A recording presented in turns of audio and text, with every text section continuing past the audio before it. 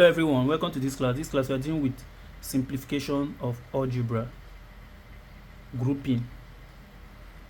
So what are we doing in this class? When you have an algebra x, y and z, we should know that each of them sometimes represent different values. Let's say x represents 2, y represents root 2 and z represents -1. You can see that they are all representing different things.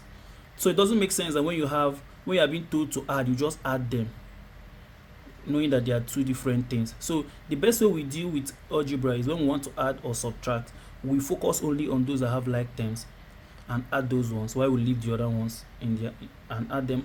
Maybe we leave them the way they are, or we add them with their fellow like terms numbers. Let's go for example. We have 9a, 5a, 8a and 10a. So because all of them has like terms, they are all a, we can add. So in this case, 9a minus 5a will give you what? 4a. 4a minus 8a will give you what? Minus 6a. Minus 6a plus 10 will give you what? 4a minus will give you minus 4a. Minus 4a minus plus 10 will give you 6a.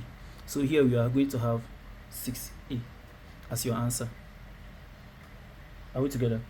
Another way you can also know is that, let's say we take up like terms, it will be a, and you now have 9 minus 5 minus 8 plus 10. You understand? All multiplied by a. By the time you solve for this, you are still having your 6a back.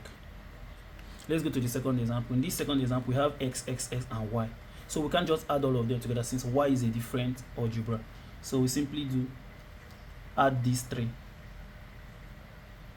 So it will be 3y, let's say, plus, let's say x, in bracket you have 5 minus 8 plus 1, or x. So at the end of the day you have 3y minus 2x. Are we together? So for simplification, make sure you only target those that have like terms and solve for those. Don't add two different. Let me say you have something like this, for example. Someone will come and say it's 5y or 5x. No. Make sure that they must have like terms before you can add or subtract. So let's solve for exercise 4b. Number 1 says 9x minus 2x. Both of them have the same x, so we can simply add it to give us 9 minus 2, which is 7x. The other one say minus 3h minus number 11 minus 3h minus 6g plus 10g. You can see that g have its like term while h is on its own, so we can simply say minus 3h minus 6 plus 10 will give you what? Plus 4g. So you can rearrange it as 4g minus 3h as your answer. See, I only focused on those that have like terms, solve for those ones, but 3h is on its own, so we just left it the way it is.